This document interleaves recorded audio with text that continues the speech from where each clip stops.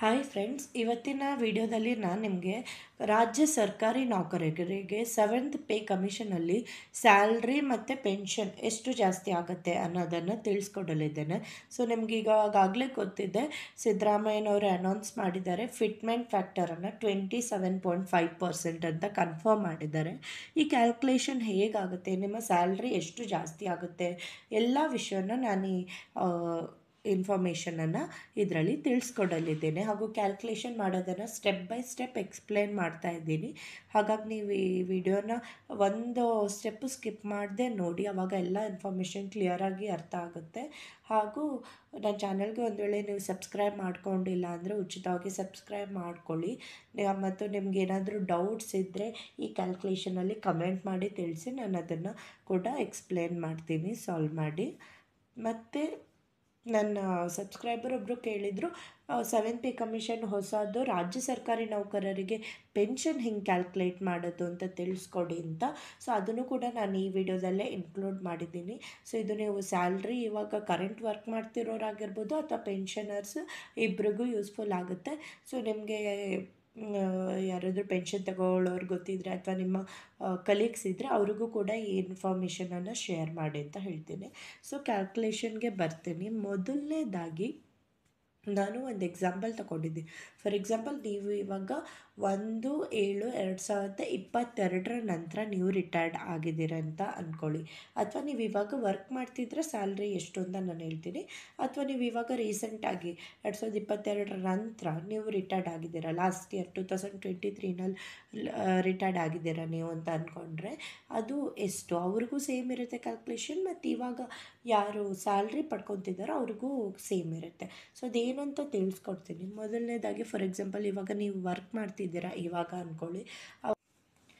ಈ ಕ್ಯಾಲ್ಕುಲೇಷನ್ನಲ್ಲಿ ನಿಮಗೆ ಬೇಸಿಕ್ ಪೇಯನ್ನು ನಾನು ತೋರಿಸ್ಕೊಳ್ಳೋಕ್ಕೆ 38,850 ಅಂತ ತೊಗೊಂಡಿದ್ದೀನಿ, ಮೂಲ ವೇತನ ಇಷ್ಟು ಅಂತ. ಸೊ ನೀವೇನು ಮಾಡಿ ಅಂದರೆ, ನಿಮಗೆ ನಿಮ್ಮ ಬೇಸಿಕ್ ಪೇ ಎಷ್ಟು ಸಿಗ್ತಿರುತ್ತೋ ಅದನ್ನು ಉಪಯೋಗಿಸ್ಕೊಳ್ಳಿ, ಅದನ್ನು ಇಲ್ಲಿ ಹಾಕಿ. ಅಥವಾ ನೀವು ಪೆನ್ಷನ್ ತೊಗೊಳ್ಳೋರಾಗಿದ್ದರೂ ಕೂಡ ನಿಮ್ಮ ಪೆನ್ಷನಿದ್ದು ಎಷ್ಟಿರುತ್ತೆ ಅಮೌಂಟು ಅದನ್ನು ಇಲ್ಲಿ ಹಾಕ್ಕೊಳ್ಳಿ. ಮತ್ತು 31% DA ಇದೆ. ಸೊ 31% DAನ ನೀವು ಇದ್ರ ಮೇಲೆ ಅಪ್ಲೈ ಮಾಡಿದರೆ ಬೇಸಿಕ್ ಪೇ ಮೇಲೆ 12,044 12,044 ರೂಪಾಯಿ ಆಗುತ್ತೆ. ಸೊ ಈ ವ್ಯಾಲ್ಯೂವನ್ನು ನೀವು ಪಡೆದುಕೊಳ್ಬೇಕು. ನಿಮ್ಮ ಬೇಸಿಕ್ ಪೇ ಎಷ್ಟಿರುತ್ತೆ ಅಥವಾ ಮೂಲ ವೇತನದ 31%ಅನ್ನು ನೀವು ಆ್ಯಡ್ ಮಾಡಬೇಕಾಗುತ್ತೆ. ಮತ್ತು 27.5 ಫಿಟ್ಮೆಂಟ್ ಫ್ಯಾಕ್ಟರ್. ಸೊ ನಿಮ್ಗೆ ಇವಾಗಲೇ ಗೊತ್ತಿರೋಂಗೆ ಫಿಟ್ಮೆಂಟನ್ನು 25% ಅಂತ ಮಾಡಿದ್ದಾರೆ. So 27.5% of 38,850. ಈ 38,850 ರೂಪಾಯಿ ಮೇಲೆ 27.5% ಮಾಡಿದರೆ ಎಷ್ಟಾಗುತ್ತೆ ಅಂತ ಕ್ಯಾಲ್ಕುಲೇಟ್ ಮಾಡ್ಕೊಳ್ಳಿ. ನಮ್ಮ ಬೇಸಿಕ್ ಪೇ ಮೇಲೆ 27.5% ಅಂದರೆ 10,684 ರೂಪಾಯಿ ಆಗುತ್ತೆ. ಸೊ ನಾನಿವಾಗ ತಗೊಂಡಿರೋ ಎಕ್ಸಾಂಪಲ್ಗೆ. ಸೊ ಇದನ್ನು ನೀವು ಟೋಟಲ್ ಮಾಡಬೇಕಾಗತ್ತೆ. ಇದು ಮೂರನ್ನು ಕೂಡ 38,850 ಪ್ಲಸ್ 12,044 ಪ್ಲಸ್ 10,684, ಇದು ಮೂರನ್ನು ಕೂಡ ನೀವು ಟೋಟಲ್ ಮಾಡಬೇಕಾಗುತ್ತೆ. ಟೋಟಲ್ ಮಾಡಿದಾಗ ನಿಮ್ಮದು ಎಷ್ಟು ಬರುತ್ತೆ ಅಂದರೆ 61,578 ಬರುತ್ತೆ. ಸೊ ಇದು ನಾನು ಈಗೇನು ಹೇಳ್ತಾ ಇರೋದೇನೆಂದರೆ, ನಿಮ್ಮ ಸ್ಯಾಲ್ರಿ ಬೇಸಿಕ್ ಪೇ ಎಷ್ಟು ಇದೆ ಅಂತ ನೋಡಿಕೊಂಡು ಅದರ ಮೇಲೆ ಫಸ್ಟು 31% ಅಪ್ಲೈ ಮಾಡಿ ಬರ್ಕೊಳ್ಳಿ, ಆಮೇಲೆ 27.5% ಅಪ್ಲೈ ಮಾಡಿ ಬರ್ಕೊಳ್ಳಿ, ಮತ್ತು ಮೂರನ್ನು ಟೋಟಲ್ ಮಾಡಿ. ಟೋಟಲ್ ಮಾಡಿದಾಗ ನಿಮಗೆ ಫಿಟ್ಮೆಂಟು 61,578 ಆಗುತ್ತೆ. ಸೊ ಇದೇನು ಮಾಡೋದಂದರೆ, ಇದನ್ನು ನೀವು ಎಲ್ಲಿ ಚೆಕ್ ಮಾಡಬೇಕು, ಈ ಫಿಟ್ಮೆಂಟ್ ಫ್ಯಾಕ್ಟರ್ ಇದು ನಿಮ್ಗೆ ಬರ್ತಿರೋಂಥ ಫೈನಲ್ ಸ್ಯಾಲ್ರಿ ಆಗಿರಲ್ಲ, ಇದು ಫಿಟ್ಮೆಂಟ್. ಸೊ ಇದನ್ನು ನೀವೇನು ಮಾಡಬೇಕಂದ್ರೆ, ನಾನು ಆಲ್ರೆಡಿ ನಿಮಗೆ ರಾಜ್ಯ ಸರ್ಕಾರಿ ನೌಕರರ ಪೇ ಮ್ಯಾಟ್ರಿಕ್ಸನ್ನು ನಾನು ನನ್ನ ಚಾನಲ್ನಲ್ಲಿ ಅಪ್ಲೋಡ್ ಮಾಡಿದ್ದೀನಿ. ಸೊ ನೀವು ಆ ಟೇಬಲಲ್ಲಿ ಹೋಗಿ ನೋಡಬೇಕು ಯಾವ ರೇಂಜಲ್ಲಿ ನಿಮಗೆ ಇದು ಬರ್ತಾ ಇದೆ ಅಂತ. 61,578. ಓಕೆ.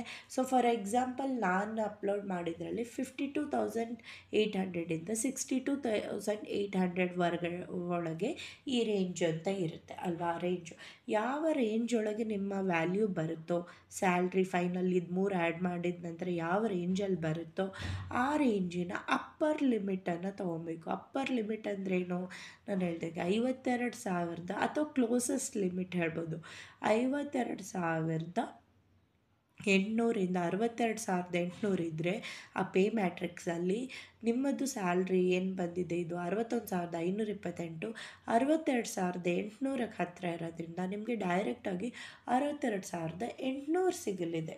ಗೊತ್ತಾಯ್ತಾ? ಇದು ಅರ್ಥ ಆಗಿದೆ ಅಂತ ಭಾವಿಸ್ತೀನಿ. ಸೊ ಇನ್ನೊಂದು ಸಲ ಹೇಳ್ತೀನಿ, ಬೇಸಿಕ್ ಪೇ ನಿಮ್ಮದೇನು ಇರುತ್ತೋ ಇಷ್ಟು ದಿವಸ ಅದರ ಮೇಲೆ 31% ಆ್ಯಡ್ ಮಾಡಿ ಬರ್ಕೊಳ್ಳಿ, ಪ್ಲಸ್ ಅದರ ಮೇಲೆ 27.5% ಆ್ಯಡ್ ಮಾಡಿ ಬರ್ಕೊಳ್ಳಿ. ಈ ಮೂರನ್ನು ಟೋಟಲ್ ಕ್ಯಾಲ್ಕುಲೇಟ್ ಮಾಡಬೇಕು. ಟೋಟಲ್ ಕ್ಯಾಲ್ಕುಲೇಟ್ ಮಾಡಿದಾಗ ನಿಮಗೆ ಏನು ಅಮೌಂಟ್ ಸಿಗುತ್ತೋ ಸೊ ಅದು ಪೇ ಮ್ಯಾಟ್ರಿಕ್ಸಲ್ಲಿ ಯಾವ ರೇಂಜಲ್ಲಿ ಬರುತ್ತೆ ಅಂತ ನೋಡ್ಕೊಳ್ಳಿ.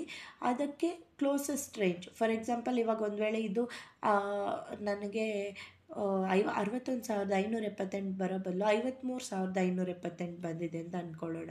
ಆವಾಗ ಏನಾಗುತ್ತೆ ಅಂದರೆ ಅದು ಆವಾಗ ನಾನು ಹೇಳ್ದಾಗೆ ಅದು 52,800 ಲಿಮಿಟಿಗೆ ಹತ್ತಿರ ಇರೋದ್ರಿಂದ ನಿಮ್ಮ ಸ್ಯಾಲ್ರಿ ಏನಾಗುತ್ತೆ 52,800 ಆಗುತ್ತೆ.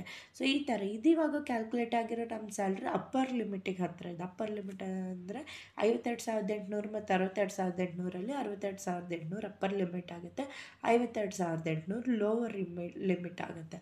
ಸೊ 62,800ಕ್ಕೆ ಹತ್ತಿರ ಇರೋದ್ರಿಂದ ನಿಮಗೆ ಸಿಗುವಂಥ ಸ್ಯಾಲ್ರಿ 62,800 ಆಗುತ್ತೆ. ಎಷ್ಟು ಗೊತ್ತಾಗಿದೆ ಅಂತ ಭಾವಿಸ್ತೀನಿ. ಸೊ ಇದು ಸ್ಯಾಲ್ರಿ ಕ್ಯಾಲ್ಕುಲೇಷನ್. ಸ್ಯಾಲ್ರಿ ಯಾರ್ಯಾರು ಪಡ್ಕೊಳ್ತಿದ್ದೀರೋ ಅವರಿಗೆ 7th ಪೇ ಕಮಿಷನಿಂದ ಆಗುವಂಥ ಫೈನಲ್ ವ್ಯಾಲ್ಯೂ ಇಷ್ಟಾಗುತ್ತೆ. ನಿಮ್ಮದೇನು 38,850 ಇರುತ್ತೆ ಪ್ಲಸ್ 12,044 ಇಷ್ಟು ಸಿಗ್ತಿರುತ್ತೋ ನಿಮಗೆ, ಇದು ಜಾಸ್ತಿಯಾಗಿ 62,800 ರೂಪಾಯಿ ಇಷ್ಟು ಸಿಗಲಿದೆ. ಓಕೆ, ನೆಕ್ಸ್ಟ್ ಇವಾಗ ಪೆನ್ಷನರ್ಸಿಗೆ ಬರ್ತೀನಿ. ಪೆನ್ಷನರ್ಸನ್ನು ನಾನು ಇದೇ ವಿಡಿಯೋದಲ್ಲಿ ಇಲ್ಲಿ ಇನ್ಕ್ಲೂಡ್ ಮಾಡಿದ್ದೀನಿ ಎಕ್ಸ್ಪ್ಲೇನ್ ಮಾಡೋಕ್ಕೆ. ಇನ್ನೂ ಡೀಟೇಲ್ ಆಗಿ ಬೇಕಂದರೆ ಕಮೆಂಟ್ ಮಾಡಿ ತಿಳಿಸಿ. ಪೆನ್ಷನರ್ಸ್ ಮೇಲೇ ಸಪ್ರೇಟ್ ವ್ಯಾಲ್ಯೂವನ್ನು ನಾನು ಸಪ್ರೇಟ್ ವಿಡಿಯೋನ ಮಾಡಿ ಅಪ್ಲೋಡ್ ಮಾಡ್ತೀನಿ. ಸೊ ಇಲ್ಲಿ ಇವಾಗ ಏನಂದರೆ ಫಾರ್ ಎಕ್ಸಾಂಪಲ್ ನಿಮ್ಮ ಬೇಸಿಕ್ ಪೇ ಏನಿರುತ್ತೆ ಹೇಗೆ ಕ್ಯಾಲ್ಕುಲೇಟ್ ಮಾಡ್ತಿದ್ದೀರಾ, ನೀವು ರಿಟೈರ್ಡ್ ಆದಾಗ ಫಾರ್ ಎಕ್ಸಾಂಪಲ್ ನಿಮಗೆ ಬೇಸಿಕ್ ಪೇ 62,000, ಟೋಟಲ್ ಸ್ಯಾಲ್ರಿ 62,800 ಬರ್ತಿದೆ ಅಂದ್ಕೊಳ್ಳಿ. ಟೋಟಲ್ ಬೇಸಿಕ್ ಪೇ ಅಲ್ಲ, ಟೋಟಲ್ ಸ್ಯಾಲ್ರಿ 62,000. ಇದೇ ಎಕ್ಸಾಂಪಲನ್ನು ಕಂಟಿನ್ಯೂ ಮಾಡೋದಕ್ಕೋಸ್ಕರ ನಾನು ಇದೇ ಸ್ಯಾಲ್ರಿ ತೊಗೊತಾ ಇದ್ದೀನಿ.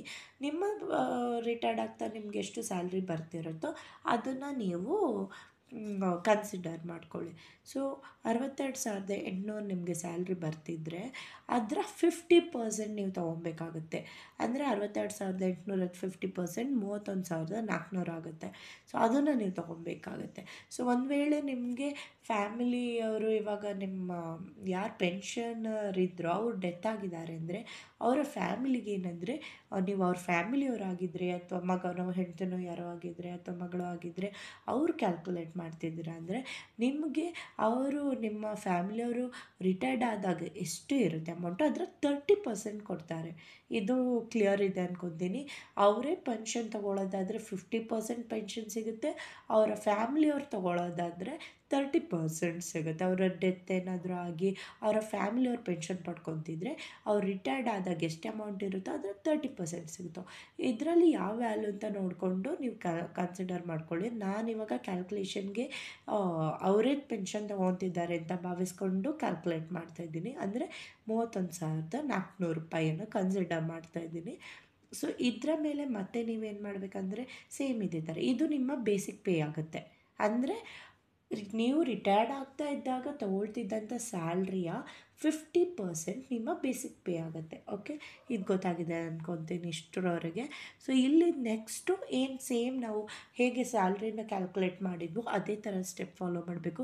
ಫಸ್ಟ್ 38% ಡಿ ಎ ಅಪ್ಲೈ ಮಾಡಬೇಕು. 31,400 ರೂಪಾಯಿ ಮೇಲೆ 31% ಅಂದರೆ ನಿಮಗೆ 9,734 ಆಗುತ್ತೆ. ಪ್ಲಸ್ 27.5% ಡಿ ಎ ಫಿಟ್ಮೆಂಟ್ ಫ್ಯಾಕ್ಟರನ್ನು ಅಪ್ಲೈ ಮಾಡಬೇಕು. 31,400 ಮೇಲೆ 27.5% ಫಿಟ್ಮೆಂಟ್ ಅಂದರೆ 8,635 ಆಗುತ್ತೆ.